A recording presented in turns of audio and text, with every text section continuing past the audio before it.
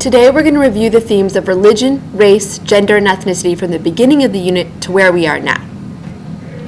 When the Europeans first discovered the New World in the 15th century, a great exchange began, known as the Columbian Exchange. The native inhabitants of the New World were unprepared for the technological superiority of the Europeans and unable to fight off their new diseases. The Spanish were the first to explore the Americas in the early 1500s. They set up colonies from the tip of Chile to what is today the American Southwest, as shown by the red dots on the map. One of the purposes of the Spanish conquest was to spread the Catholic religion, so they set up missions and forcibly converted many Native Americans to Catholicism. Even though the Spanish oppressed the Indians by treating them unequally and forcing them to work on encomiendas. Marriage between Spaniards and Indian women was common, creating a large mestizo population. Despite this mixed culture, Spanish treatment of Native Americans was atrocious. Pope, a religious leader of the Pueblo tribe, led a revolt in 1680 against the Catholic priests who persecuted them. They drove the Spanish out of the southwest region of the United States for over 14 years. France had also begun to colonize North America in the 1500s and set up settlements, as shown by the yellow dots on the map. The French were also Catholic, but their Jesuit priests did not forcibly convert natives like the Spanish did. Most of the French settlers were fur traders who developed friendly relations with Native Americans because they relied on them to do most of their trading. The first English colonists came later, in the 1600s, and began the first colonies in Virginia and Massachusetts. These first immigrants were more religiously diverse than the French and Spanish. There were the Puritans who came to New England, the Quakers who went to Pennsylvania, Anglicans, or members of the Church of England, who tended to settle more in the middle and southern colonies, Catholics who went to Maryland. The immigrants were British, but also German, Irish, and Scottish, as you can see on this map. When Britain gained the colonies of New York and New Jersey, many Dutch people found themselves now part of England's empire. The middle colonies were the most diverse, while New England was the least diverse. Most discrimination that occurred in the colonial era was religious rather than ethnic. Most colonial governments were guided by religious law. The Puritans of New England were the least tolerant of other religions, despite the fact that they came to the Americas to pursue their own religious freedom. Rhode Island was an exception. Founded by Roger Williams, this colony allowed freedom of religion and also had much more tolerance for Native Americans. Pennsylvania also stands out for its policy of freedom of religion. Started by William Penn as a refuge for Quakers who were being discriminated against in England, the colony of Pennsylvania allowed all religions to safely practice and, just like Rhode Island, demonstrated much more tolerance for Native Americans. Maryland was also a religious safe haven, but this time for Catholics. Founded by Lord Baltimore as a refuge for persecuted Catholics, this colony passed the Maryland Toleration Act, which established basic rules for religious freedom. The First Great Awakening of the 1730s reinforced the importance of religion in all aspects of colonial society. Preachers roamed from colony to colony, giving fire and brimstone speeches and attracting new people into new churches, such as the Baptist and Methodist churches. New colleges were established to aid in the education of new preachers. While many people came to the American colonies for their own religious freedom, they did not want to have to deal with the natives they thought were getting in their way. The first American colony was at Jamestown in Virginia. The first settlement almost perished if it hadn't been for the help of the Powhatan tribe. Yet conflict was inevitable, and as the settlement expanded, war came. By 1644, the Powhatan tribe had been eliminated. The same pattern occurred with the second major settlement in Massachusetts. The Puritans and Pilgrims fought against the Pico Indians until the final major conflict in 1675, when Wampanoag Chief Metacom launched a last-ditch effort to wipe out the English invaders, but failed in what is known as King Philip's War. Unlike the Spanish or French, the English settlers had no desire to live among or intermarry with the Native Americans they defeated time after time. No significant efforts were made to convert the natives to Christian religions either. Two major exceptions were Rhode Island and Pennsylvania, which made significant efforts to deal with Indian tribes more honorably. Other than the colonists and the natives they encountered, another significant group made up colonial society. Slaves from Africa, which made up a huge percentage of the population. The first slaves arrived in Virginia in 1619. At first their numbers remained low, but with the discovery of tobacco and the beginning of large tobacco plantations in the South, their importation skyrocketed, as you can see in the chart. The slave trade was part of the international triangular trade and became a keystone of the Southern economy, based on cash crops. It was difficult for enslaved Africans to revolt, but some uprisings did occur, such as the Stono Rebellion in 1739. Even though the revolt failed, other such uprisings were organized and continued through the 1800s. The American Revolution was a turning point for the colonists politically, but also was an uneasy time socially, as the possibilities for radical societal change were being discussed. During the Revolution, Native Americans for the most part supported the British.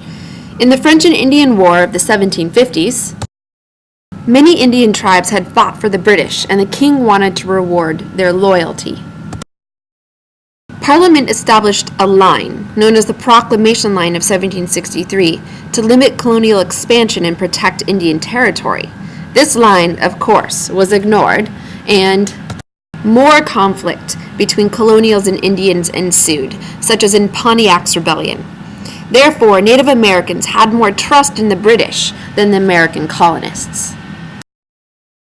Many slaves also sided with the British in the American Revolution, like this soldier in the painting, because the British promised freedom for any slave who fought for them. For women, the American Revolution was also a major turning point. Women in the colonial era were subservient to their fathers and husbands by law and religion. Women had no political rights. Very often, strong women were ostracized, such as Anne Hutchinson in Massachusetts, who upset the Puritan fathers by insisting she could teach herself about God's message in the Bible. She was banished from the colony. However, during the American Revolution, women began taking a more political role. Wives of important colonial figures organized the boycotts on English goods. Women joined the Daughters of Liberty to help the Patriot cause. Many women also aided on the front lines during the Revolution, such as the famous Molly Pitcher. Some women, such as Abigail Adams, wife of John Adams, hoped that independence would lead to new political rights. Unfortunately, their hopes were too high. After the Revolutionary period was over and key American figures were configuring a new government, both women and slaves won no victories. Women did not get the right to vote. Slavery was maintained, though the slave trade was to be phased out by the early 1800s. Slaves would count as 3/5 of a person for purposes of allocating seats in Congress. Some northern states abolished slavery, but many still kept the peculiar institution intact. One major victory was the writing of the First Amendment in the Bill of Rights in 1791, which ensured the separation of church and state and guaranteed religious freedom. Even though racial or gender equality was not established, at least religious equality had finally become a reality for every person in every state. Liberty and equality were not in the future for the Native Americans by 1800. In Ohio, the Miami Indians were attempting to maintain control of their territory. They were defeated by the American Army in the Battle of Fallen Timbers in 1794. In Indiana, the Shawnee struck back at the invading Americans at the Battle of Tippecanoe of 1811, but lost to the future President William Henry Harrison.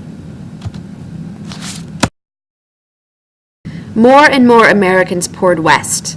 President Jackson was popular among the common man and had made a name for himself early in his career as an Indian fighter in Florida. When he became president, he ordered the Indian Removal Act in 1830, which required 5 major tribes east of the Mississippi to move to the new Indian Territory. Despite a Supreme Court decision against this law, it was enforced. The Cherokee were literally forced to leave their native lands. Their forced removal is known as the Trail of Tears because so many people died on the way. And again in 1832, the Illinois militia fought and defeated the Sauk and Fox tribes in the Black Hawk War. Since most of the Indians of the East had already been decimated or forced onto reservations, the Plains Indians decided to organize and fight back to avoid this fate. The main tribes of the Central Plains, the Cheyenne, Arapaho, Sioux, Crow, and others, signed the Treaty of Fort Laramie in 1851 with the American government to guarantee their right to control their lands. However, more and more settlers moved west through their lands, and the U.S. government repeatedly violated the terms of the treaty. The discovery of gold on Sioux land and pressure by railroad companies to make land available for a transcontinental railroad convinced many American politicians to abandon their previous pledges to the Indians. The American government forced a second Treaty of Fort Laramie on the Sioux in 1868, which forced them to live on a reservation. By 1874, the tensions were again high. Sitting Bull, one of the tribal leaders, had refused to sign the treaty and now was organizing other Sioux to fight back against the U.S. government and invading gold seekers. Led by Crazy Horse and Sitting Bull, Sioux warriors attacked the American 7th Cavalry, led by Colonel George A. Custer, and wiped them out. Meanwhile, in Washington, the U.S. government began to take a different approach to the Native Americans, one of assimilation. In 1887, Congress passed the Dawes Act, which had the purpose of Americanizing the Native Americans. The act divided the reservations into individual plots of 160 acres. The purpose was to force the Indians to adopt the ideas of private property. Fortunately, the effects were disastrous, as most of the plots of land were sold to white settlers, and the integrity of the reservation as a cultural unit was destroyed. Poverty and desperation gripped the tribes of the plains, especially the Sioux. One last effort to resist manifest destiny began in a prophet who promised that performing a ghost dance would rid the white man from their lands. U.S. officials were alarmed at the spread of the ghost dance movement. They arrested and shot Sitting Bull, and then rounded up the Sioux and took them to a camp at Wounded Knee Creek in South Dakota. There, the Sioux were massacred in what is now known as the Battle of Wounded Knee. This event marks the bitter end of the Indian Wars in the Plains. While they were decimating the real Native American population, many Americans perceived themselves as Native Americans because they were born in the United States, even though their ancestors were really immigrants. Beginning in the 1830s and 1840s, a new surge of European immigration reached the East Coast. As you can see in this chart, most of the immigrants were from Ireland and Germany. Fleeing from persecution and famine at home, these immigrants came to America for the same reason the original settlers did. However, they were met with hatred by those who considered themselves the only true Native Americans, even though they really weren't. A nativist backlash developed in many cities. In the 1840s and 1850s, nativist political parties such as the Know Nothing Party and American Party attracted many voters, claiming that the Germans and Irish were taking American jobs and infiltrating American politics with their foreign beliefs and religions. The gold rush in California and Alaska of the 1850s attracted many Chinese and Japanese immigrants. After being processed through Angel Island and San Francisco Bay, these Asian immigrants headed to the gold mines or to work on the railroads. Their presence made many white Americans irrationally furious. Violence against Chinese erupted in many Californian cities, such as the riots in San Francisco's Chinatown in 1873. The bias against Chinese immigrants was entrenched into federal law with the Chinese Exclusion Act of 1892. A similar law restricting Japanese immigration was enacted in 1907 with the Gentleman's Agreement. Industrialization in America quickened pace in the late 1800s. More and more immigrants came to find a brighter future and work in industrial cities. This period is known as the New Immigration, in contrast to the Old Immigration of mostly Germans and Irish. These immigrants were different. They were mostly from Southern and Eastern Europe, didn't speak English, were less educated, and more foreign in their culture. They also came in far larger numbers, as you can see in this chart. Just like the 1830s, in the 1880s and 90s, another strong wave of nativist sentiment swept the nation during this time. There was much pressure put on immigrants to assimilate into American culture.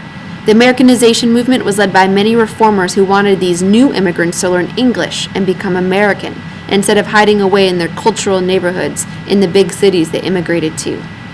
Politicians were quick to learn how to exploit these new immigrants for their purposes. Political machine bosses like Boss Tweed targeted immigrants as a source of patronage and votes in exchange for helping the immigrants get settled into their new country. Despite the discrimination, many people felt inspired to help immigrants out of religious zeal. Back in the 1830s and 1840s, a second Great Awakening began at the grassroots level, similarly to the first in the 1700s, and created permanent change. Just like the first Great Awakening, the second was a revival of evangelical religion. However, the second Great Awakening focused more on individualism and action. New churches developed during this period, including the Mormons who originated in the burned-over region of New York and emigrated to Utah to escape persecution, and African American churches, which were very important to slave resistance. Many new reform movements were also sparked from this religious revival, such as the temperance movement and the abolition movement. As slavery became more entrenched in the South in the early 1800s due to the invention of the cotton gin by Eli Whitney, the coming crisis between North and South became more inevitable. The abolition movement grew in vigor through the 1840s and 1850s after the Second Great Awakening.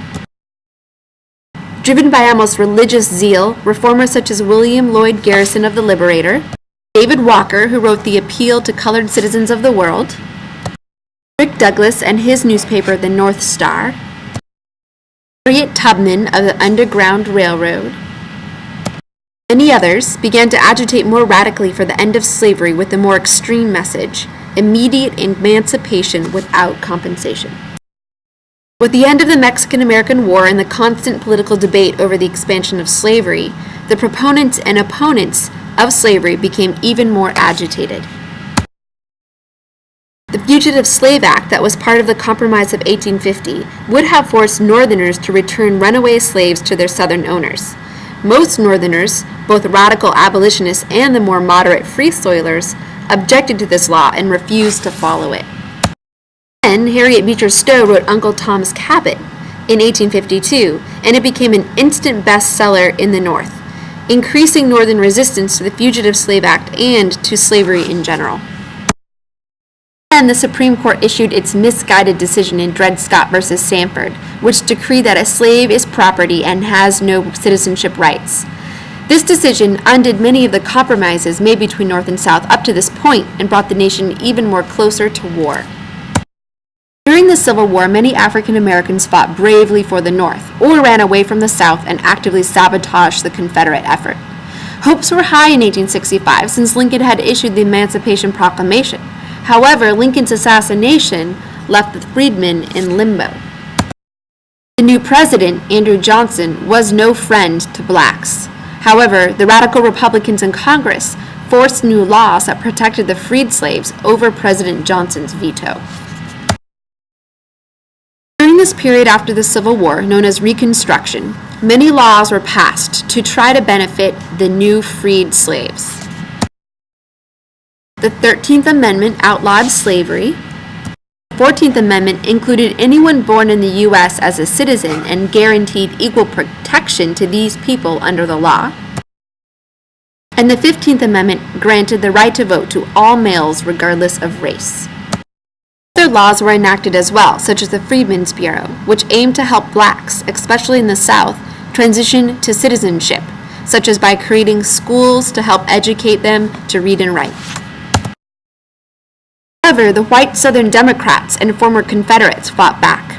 They formed the Ku Klux Klan to terrorize both blacks and whites sympathetic to them. Eventually, much of the hard-won rights were taken back by white bigots. Many states in the South that had elected blacks into the state legislature or even Congress redeemed their political institutions through intimidation and violence.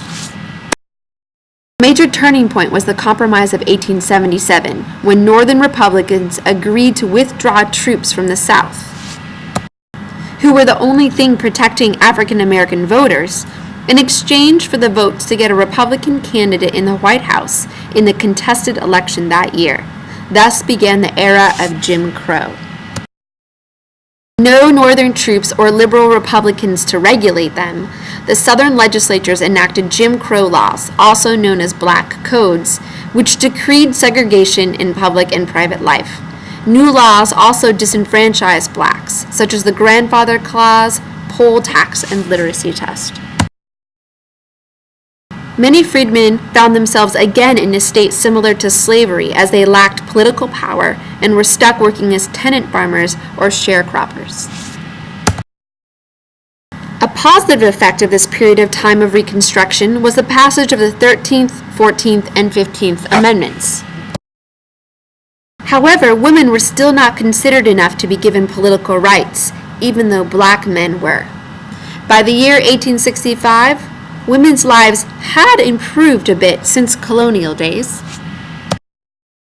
Years right after the American Revolution, an ideal of Republican motherhood had emerged. This was the belief that women needed to be well educated so they could be good mothers and teach their children to be educated citizens of a republic and know how to live in a democracy.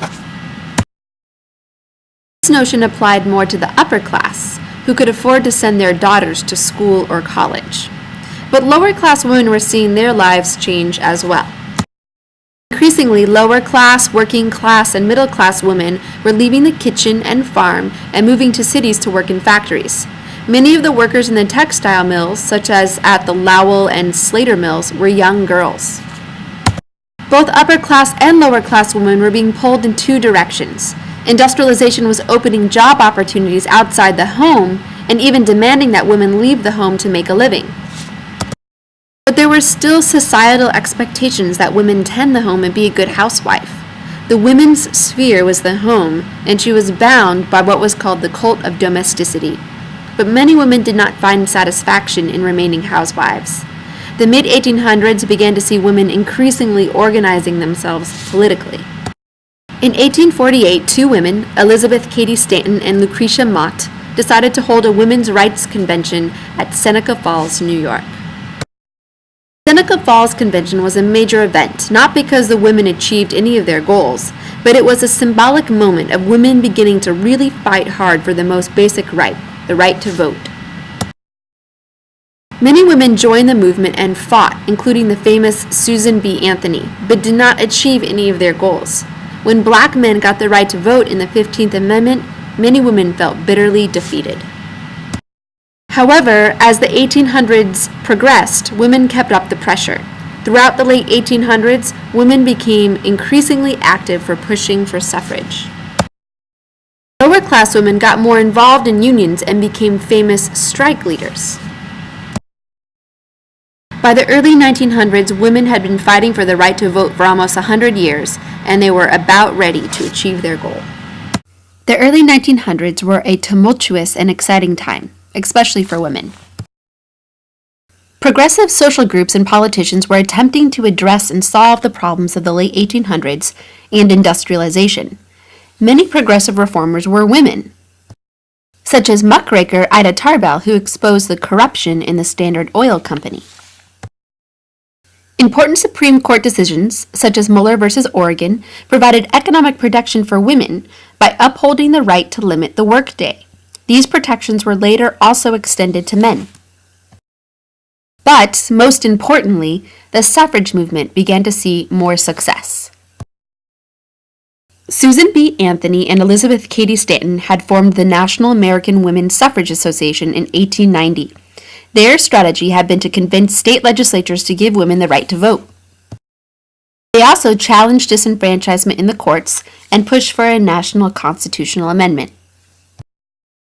By 1900, 4 states had legalized voting for women, but there had been no more victories. 3 changes made a difference. First, the suffrage movement experienced a rebirth under Carrie Chapman Catt when she took over control of the National American Women's Suffrage Association. She made important changes that resulted in better organization and more effective lobbying of politicians. Second, a new and more radical suffrage group emerged, led by younger women such as Alice Paul, who used controversial tactics like picket lines and hunger strikes. Change was rapid during this time, but not as much for African Americans. The progressive movement in industrialization had not achieved much for the blacks in the South. An 1896 Supreme Court decision, Plessy v. Ferguson, upheld Jim Crow laws, stating that as long as separate facilities were equal, segregation was constitutional. Lynchings and violence towards blacks in the South were so common that many moved north in what is called the Great Migration. This movement was spurred by World War I, when many African Americans moved to urban industrial cities in the North to work in factories. But many of the efforts of the progressive reformers overlooked the race question. Even the famous progressive president, Woodrow Wilson, took a step in the wrong direction when he resegregated federal offices in Washington, D.C. But African Americans didn't stop fighting for positive change that eluded them.